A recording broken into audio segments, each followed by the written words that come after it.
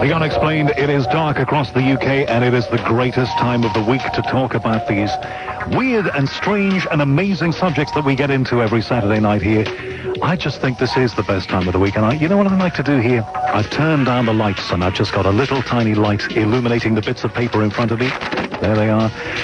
I don't know, it just makes me feel, hey, connected. I don't know, who knows, maybe I'm crazy. My name is Howard Hughes. If you're hearing this for the very first time, this is Talk Sport on 1089, 1053 AM. We're also on DAB and on Freeview on your telly. The program's called The Unexplained. And a little while back, just about an hour ago, we were talking about rods with Jose Escamilla. I've just been shown this text that came in. If you'd like to text the show, by the way, 81089 is the text number. The text will cost you 50 pence plus your standard network charge.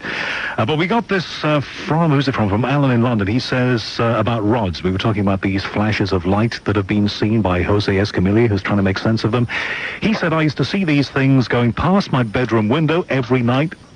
For years, when I was a child, there were small things always going from the ground up. Where can I see some images? Well, we're going to put a link on our website, and you can see some of those. Or you can go right now to roswellrods.com, and you'll see a few more. And we've also had a guy who's been calling us, unfortunately, a little bit late, John, in Sussex, who saw a rod in Worthing. But you see, there's so much to talk about. We're going to talk about something else now, which I suppose we could categorize. I'm not a great one for putting things in pigeonholes, but you could call this weird science. We're going to talk about a thing called the Hutchinson effect, which when I first got my head around it, I thought, got to have it on the show because this is amazing. The man behind it is a guy who describes himself as a self-educated physicist. I've seen, there's a lot of stuff on the web about this man, Dr. John Hutchinson in Vancouver, Canada. One description is the wild scientist of Vancouver. Let's see how he likes that description. Dr. John Hutchinson in Vancouver, British Columbia, Canada. You're on The Unexplained on TalkSport, and thank you for being with us tonight. Do you like that description, the wild scientist of Vancouver? Hi, nice being on your show. It's just one of many websites that they seem to mention. I'm not that wild, but eccentric, yes.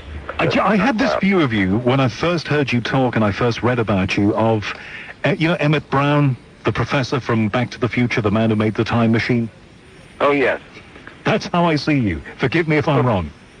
Well, not quite that bad. Not quite that bad, no. All right. Let's get into the Hutchinson effect in just a moment, but tell me a little bit about yourself. The description is self-educated physicist.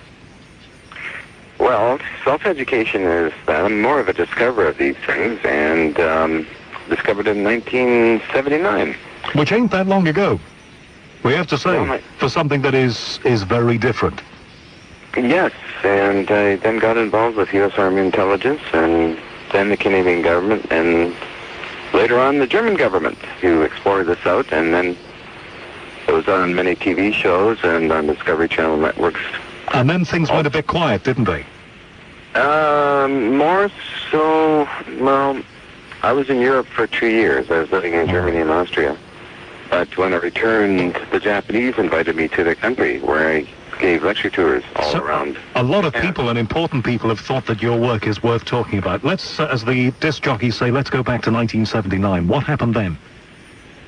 Well, I had an accidental discovery when I was replicating Nikola Tesla's machines and other old scientists' machines like Henry Hertz and Van de Graaff and many others. And these are the great big electronic coil machines that Tesla, as you say, and Van de Graaff, the Van de Graaff generator, yeah?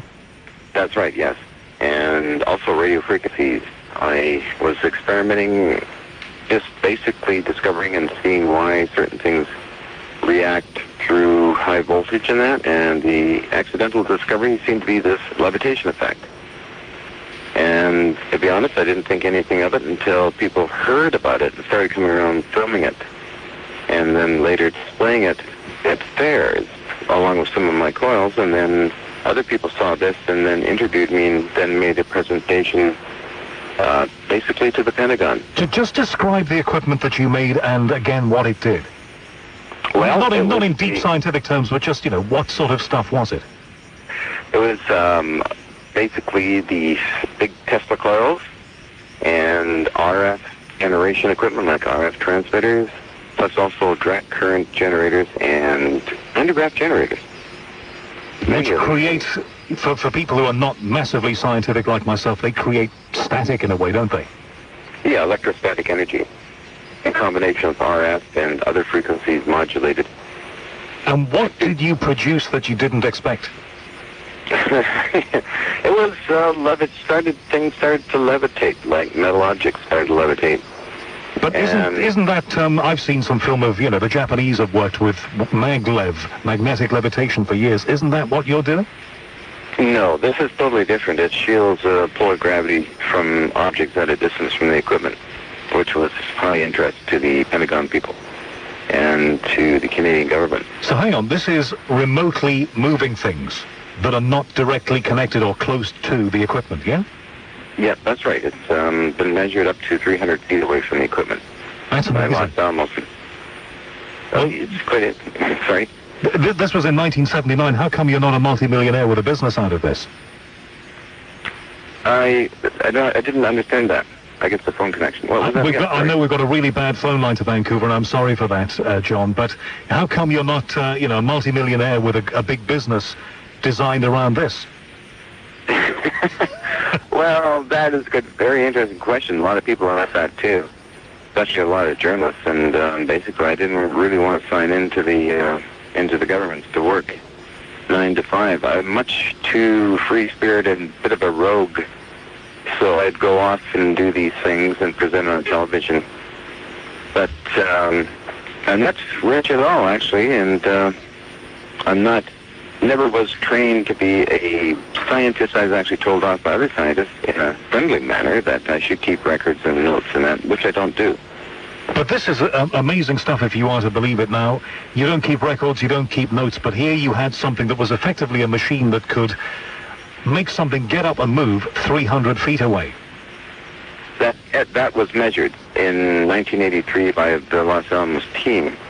And later on it was measured at 50 feet to 100 feet.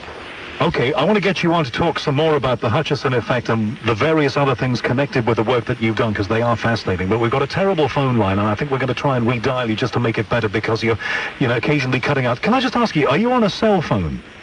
No, I'm not. I'm on a dedicated line phone.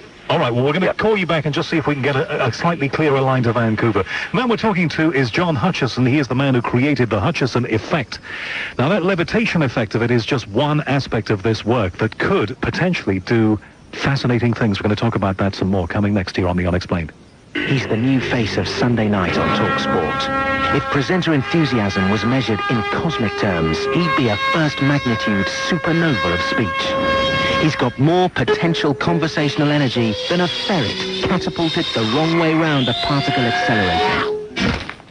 With a nuclear-powered passion for presentation and an impatient thirst for the truth, he's not just enthusiastic, he's totally keen. Generating current affairs with voltage, Mark Keen, the electrifying new powerhouse of Sunday night chat. High-tension talk you should handle with care. Tomorrow night from 8 on 1089 and 10:53 a.m. Talk Sport. The Unexplained with Howard Hughes at 13 minutes past 10. Now listen, this is the only place to be for comprehensive updates on the 4th N-Power test match between England and Australia.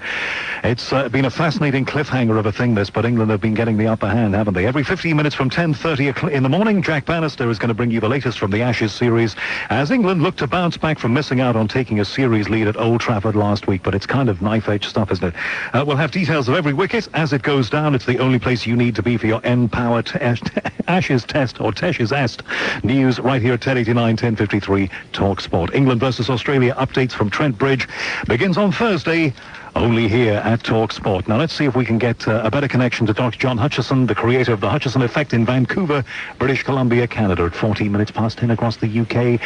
John, how's that? Here I am. That's a lot better. Thank you very much for that. Now, here we had this equipment that you created that was like the old Tesla coil stuff that we've seen in old movies. It appeared to levitate things. What happened next? Well, what happened next was other people got very interested in this, especially the scientists locally in Canada, that they presented to the U.S. government at the time. And a team was formed in the Pentagon to come and actually do about a 4-month test program. So a whole new lab was made up and they did the test program, and then a lot of the results did not happen in the test area, so one fellow wanted to discredit it and classify it, And he did so, much to the upset of friend Colonel Alexander, who then later formed another team about a year later from McDonnell Douglas, who did a report that was not classified but downgraded to PK. Which is what? Psychokinetic energy. And the government seems to do that because they wouldn't have an inrush of people from all over the place, and I wouldn't have an inrush from people all over the place. So when they appear on television, like on Discovery Channel networks, and also most recently in this last year, they will say PK or that kind of thing just to downgrade it. But you didn't believe that? No, I don't believe that. It's just a military term. So what is it that you think you did? Well, Looking back 26 years, whatever it is now, what did you do? A long time ago. Good heavens, that long? Uh-oh.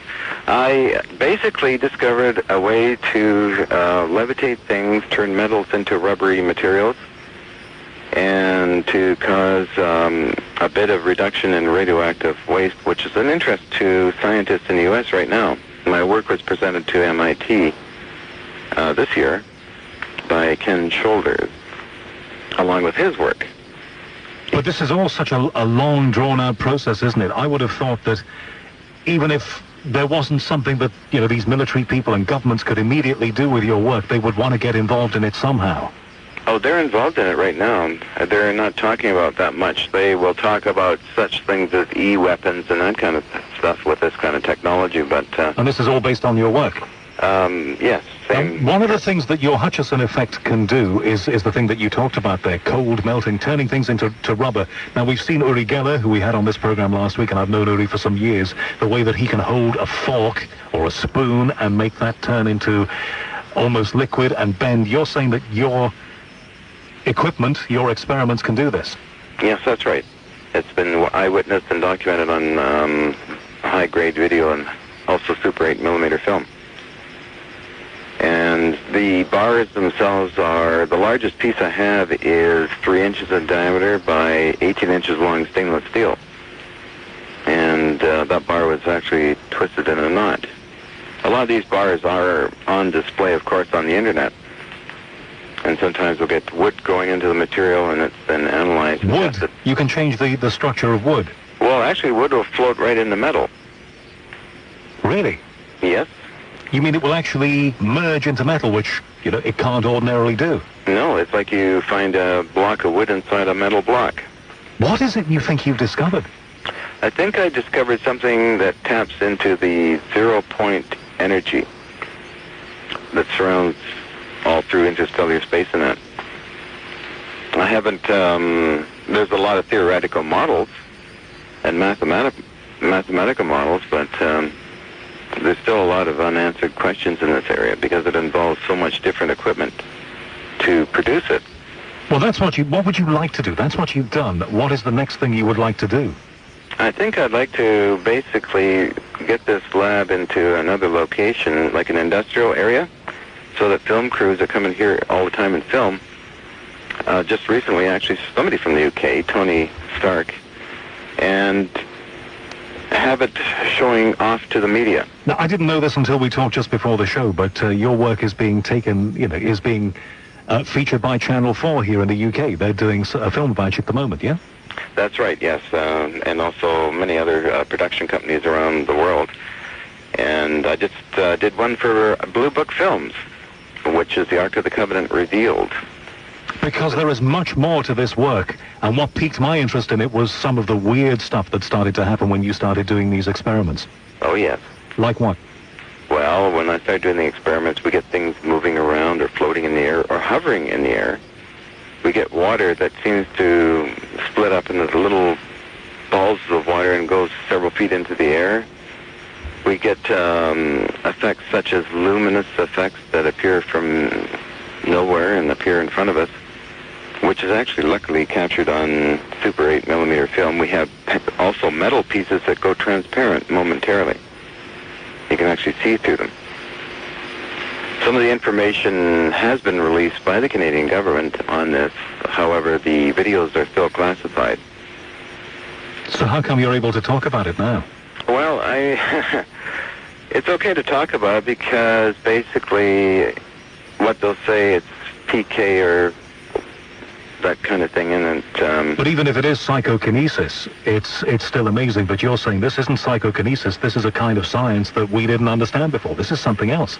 it is a science that has an interest in the last year of phone calls from the Pentagon, from the Kennedy Space Center, plus many other emails and letters and things over the last year for some reason. I don't know why the rekindled interest in the military-industrial complex, but I've been doing a lot of demonstrations for Fox Television, Discovery Channel networks, and sometimes they'll hire me to do an offbeat show like the Ark of the Covenant Revealed or Bermuda Triangle. Well, this whole thing about the Ark of the Covenant, you did some work with that, didn't you? Explain. Yes, I was a team member in Canada here, and I built a huge, gigantic ark that we demonstrated in part of Vancouver here, and it caused incredible results. It hasn't aired yet on TLC, but it's... All right, well, let's just wind it back and ask, what is this ark? For people who don't know what we're talking about here, what is it, and what did you make? Well, I made the full-scale version. It was a very large system.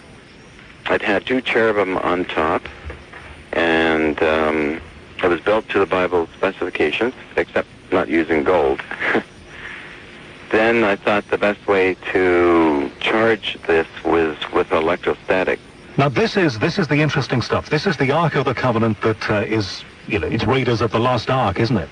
That's exactly what happened at P&J Metals in Richmond, British Columbia. And you created a replica of the Ark of the Covenant, like the one we saw on Raiders of the Lost Ark, and like on the movie, things happened. Yes, I did. Lots of things happened. And it was luckily captured by Rudy, the film person at the time. And it was all put together by Blue Book Films in the UK, by Bruce Burgess and Renee Barnett. However, it hasn't aired yet on TLC. Well, that's fine. Tell us what happened, though, because, you know... We actually saw entities coming out of that thing on the walls, and then there was a gigantic energy spark between the 2 cherubs, and it lit up the whole warehouse. Now, you know there are going to be people listening to this now, and it is inevitable when they hear you talking in such a calm way about something that sounds amazing. They're going to say, you're mad. What would you have to say to them? Oh. It can't be the first time you heard that. I'm well supported by the military-industrial complex people. They don't see that or say that, but... What was it that made you want to recreate the Ark of the Covenant? It was actually Bruce Burgess phoned me and said, would I go for the job? And I said, oh, that sounds really nice. Okay.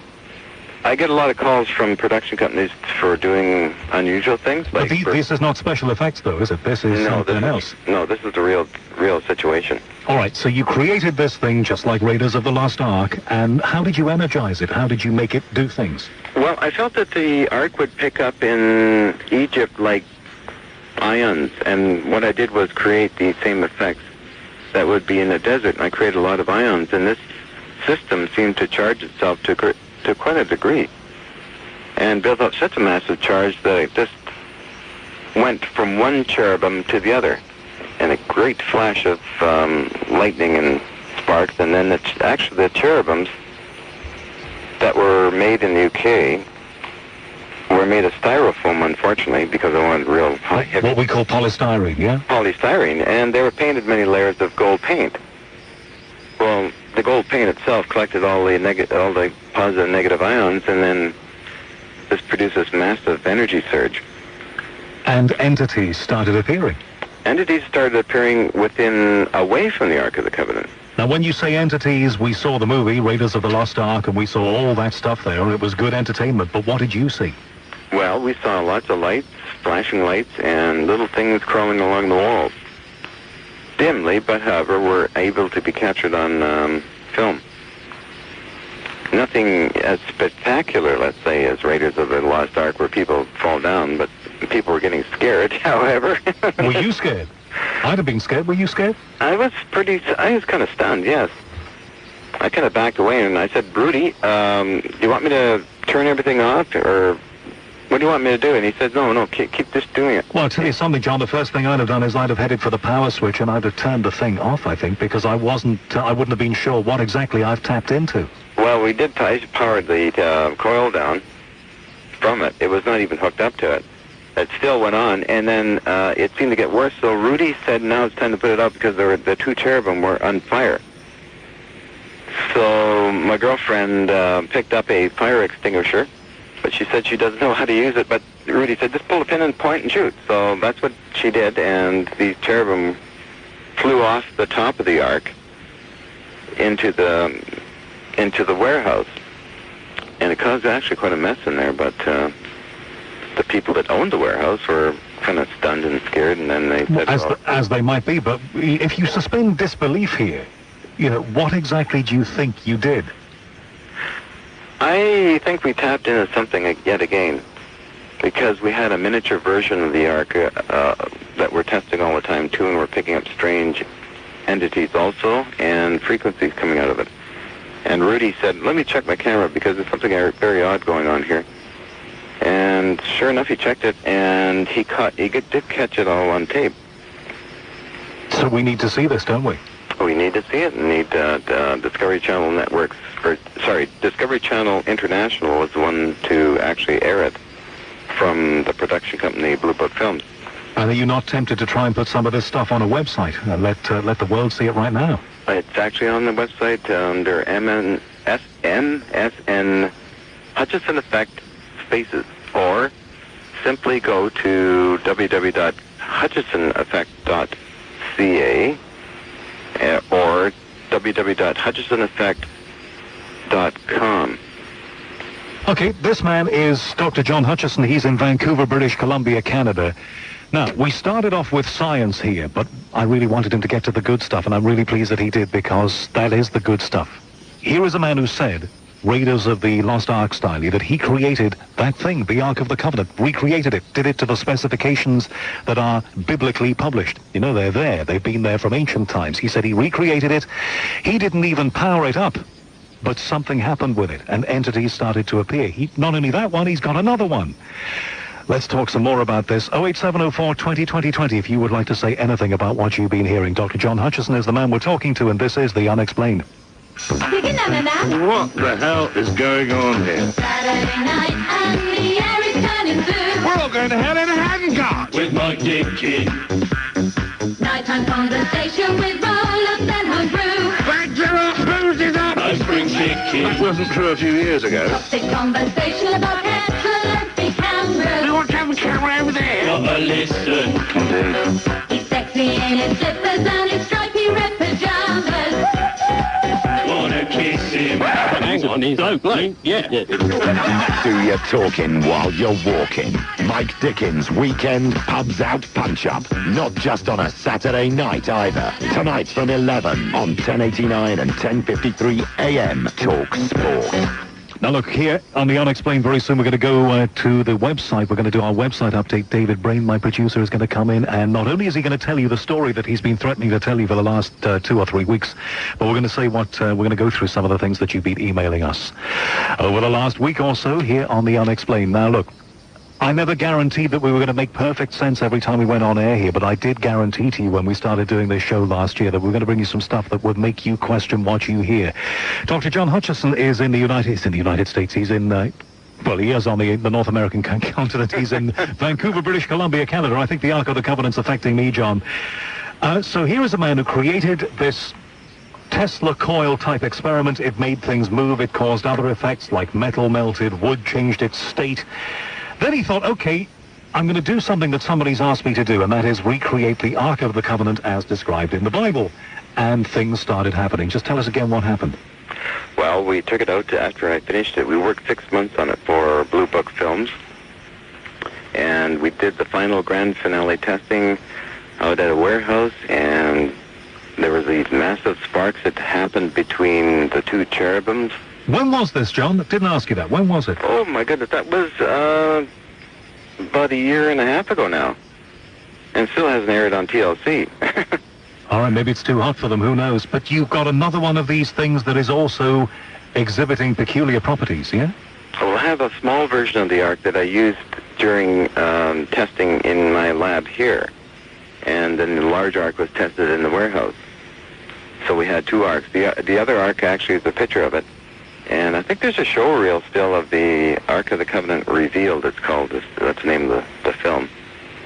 It's an hour-long TLC special. You talk about this in very calm tones, John, but it's scary. Scary to me.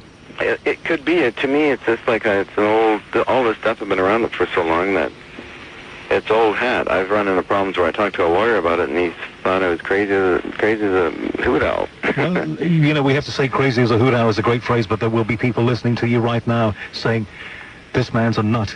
Explain to them why they shouldn't think that about you. Well, maybe they should check out some of the videos that are on my website, which is www.hutchinsoneffect.com, and all of that's being transferred over to www.hutchinsoneffect.ca. Or they can simply go to also see www.bluebookfilms.com. Let's get to the core of it. If I was somebody who'd done what you've done and recreated the Ark of the Covenant and entities started to appear, the figures on top of it caught fire and they weren't even powered up, you know, you didn't have your equipment apparatus near it powered up, first of all, I'd be scared. And when I got through the fear factor, I would think, what have I done and what can I do next? Have you had that sequence of thought? What could I do next? Yes, in a way. So what are you going to do? Well, one of my interests is life extension, but with the equipment itself, I'd like to put it on display where I can demonstrate it to the general public and to television crews. Every time we try and film in here, it's so very compact. It's like a submarine full of machines, and it's very hard for film people to really get some good film footage. And you're not frightened to the point where you think, I need to stop doing these experiments because when I made this model of the Ark of the Covenant, spooky, scary stuff started happening. Now, I didn't ask you, the entities that you saw, what were they? What do they look like?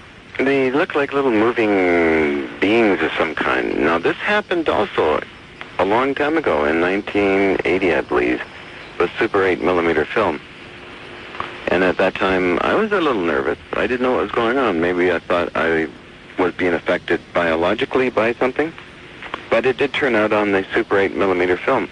I have to say, I've been so transfixed by what you said. I have to say, if you would like to say anything to Dr. John Hutchinson, if you believe what he's saying, if you think it's rubbish, if you've experienced something yourself, 08704 20 20 20 is the number that gets you onto the unexplained. So you created this thing, entities appeared. Did anything happen in your life after that, John? Oh. Did anything change for you, is what I'm getting to. It's an ongoing adventure in my life. Sounds it. No, that's an interesting one. I'm invited to different countries to lecture. Well, the reason I say it is the Ark of the Covenant that we're talking about here is something that has, of course, deep religious significance. And you recreated this thing, you say, it has been videotaped. Things happen that you cannot readily explain. I just wondered whether that had made any change, even mentally to you, you know? Do you think differently about the world and what it's all about now? Well, I've always felt the world is a unique area of exploration, and so many things we really don't know about exist. That, to me, it's very awesome. It's exciting. And I may be kind of cool about it, but I'm kind of used to it, too. I've seen a lot of things in my life, and one of the things you talk about on your website is creating the free energy battery. That, to me, sounds like an endless source of power, which we've been trying to get for years. Yes, I researched that out in 1993 and found if I was on a desert island, what would I do? And I glean information, too, from other scientists in the past. And building an energy scavenging cell, which produces power and never grows old or falls apart, I think is a unique way of going into producing small amounts of power right now for people that have computers and would need a reference power source. Are you saying that you've created a battery that runs forever without having anything to power it up? And that's right. How? It simply taps into zero-point energy and causes minute fluctuations in the cellular, or in the, not cellular, but in the crystalline structures, which cause a small amount of electrical power. This actually was done by Henry Casimir a long time ago, but was sort of dismissed. And then Dr. Mead got a patent on a similar device like mine in 1996. It was a landmark case because it was the first patent accepted by the U.S. Patent Office for a device for capturing zero-point energy. Well, this is amazing research. What is being done with it now? You know, who is taking this forward? Are you taking it forward? Well, I'm trying to take it forward into the public domain, whereas Dr. Mead, I believe, has it's in the military-industrial complex. It's in IBM's database now. Because here's one of these things, you know, the conspiracy theory goes that all sorts of things have been invented, like, you know, the car that runs on water or whatever, the perpetual source of energy that you're talking about. But the theory goes that people who invent these things are silenced, or their inventions are bought out and kept under wraps, or, you know, they disappear. Well, yeah, there's a few that do that. There's also, don't forget, there's a lot of people that make claims that it's not true. 90% of them that make claims are not true. How do I know yours is? Well, the proof is in the pudding, and that's when people can actually test these things. And when will that be, John? Well, I gave a demonstration on the anniversary of the bombing of Hiroshima City, where I did a major demonstration covered by all TV cameras. And how come I didn't hear about this? That was a week ago. No, this is in 1995. All right. No, this was the 50th, not the 60th. Sorry. Yeah, that's right. Yes. Well, in any case, how come I didn't hear about this? I was working in news then. I didn't hear about it. I have no idea. I can't answer that question for you, but it was on JOGM television, TV Asahi. Mr. So Hino, the Japanese are interested in this material, clearly. Oh, very much so. And when I did the demonstration of it, I instantly took the whole thing apart to show no trickery or batteries or anything like that. Plus, I also give these out to people that run their own tests and give me the results back. So how long do you think it is going to be, inspired by your work and other work around it, that we're going to see devices that power themselves? Almost within a year, if everything got aligned and there's a proper research facility with scientists and engineers and that could get this out there really quick. Kind of like a Manhattan Project. And then you're going to be a very rich guy. You're going to be living somewhere fabulous, and you're going to have money coming out of your ears, as we say here. Is that well, right? I don't know about that either. I mean, there's television folks, journalists wanting to write my life story. That could produce money too. I don't know. I'm just who I am. I've had money that was given to me by Japanese and German people, and it's okay. It makes me more mobile. I'd probably go into more research with that kind of money. I probably feel very uncomfortable with that large amount of money. Good heavens, I'd probably go around to surplus stores and buy more toys, and I don't know. But it is a thought. I mean, here you say something that could change the world. You know, I guess all of us would like this to appear soon, because what is crude oil now costing $65 a barrel, which is affecting the cost of what we call petrol over here. You know, we need this technology, and we need it quick. I agree. I feel that, and also the environment needs a new form of power and technology too, because the environment in Kyoto and what the Pentagon released is not too good in regards to what's happening in the next 10 years. Global warming and that. For a man who could potentially be, if we believe that you created what you say you created, the savior of the modern world, you're very understated about it, John.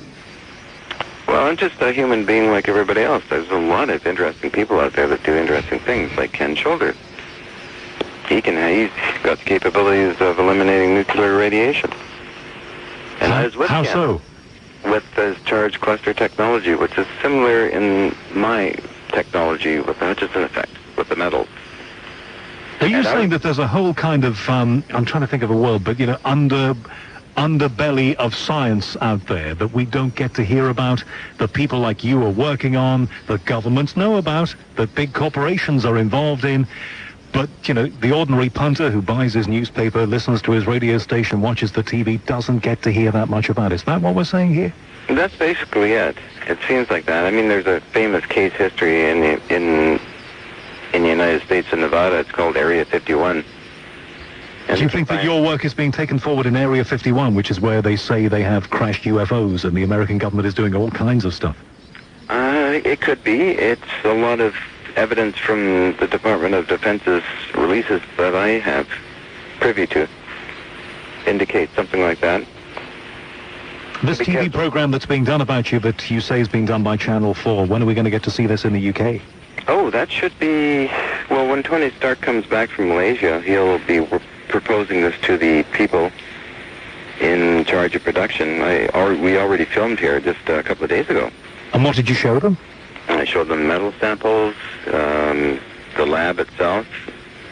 I suppose what people want to see, though, John, is you actually doing it, like changing the state of wood, making metal flow like that, and making things levitate at 300 feet, or recreating the Ark of the Covenant. You know, the second one that you've got, and making all of that stuff happen in front of them. Because, you know, they say seeing is believing, don't they? That's right, and it's a lot of fun doing this stuff. I've done a few good demonstrations for Fox Television and Griffin Film Productions. I'd love you to do one for us on this show. I'd love you to be... If you ever coming to London? I have a lot of friends in the United Kingdom, actually. Got any plans to come here? Oh, I'd love to come there. Well, look, here's a deal. I'm going to make you a deal right now because I know that there will be quite a few people saying, I don't believe this stuff, but it sounds fascinating. I think that's possibly where... I'm not going to say I don't believe it. I have questions that I would like to have answered, and the only way that I can answer those questions with my little brain is to see this stuff working. So here's an offer, John. If there's any equipment that they will allow you to bring across on a plane and you're going to be in the UK, come and do it here on this show and we'll describe it. How about that? That'd be really cool. There's a friend of mine. He's chief aviation editor for Jane's Defense Weekly over there. All right, yep, we know this organization. And it's Nick Cook, actually. He put out a book called The Hunt for Zero Point. Right. And I'm featured in the back of that book. All right, well, John, I'd love to see this stuff operating. You know, I think it has tremendous potential, and if you're ever in the UK, I'm sure you must be coming at some point. Oh, yeah. This radio station is called Talk Sport. We're really easy to get to, and I personally will pay your cab fare from the airport, and we can do it right here. Well, I'd love to. I'd love to give you a little power cell. All right. Done. John Hutchinson, thank you so much indeed. John Hutchinson is this man's name. He's in Vancouver, British Columbia, Canada.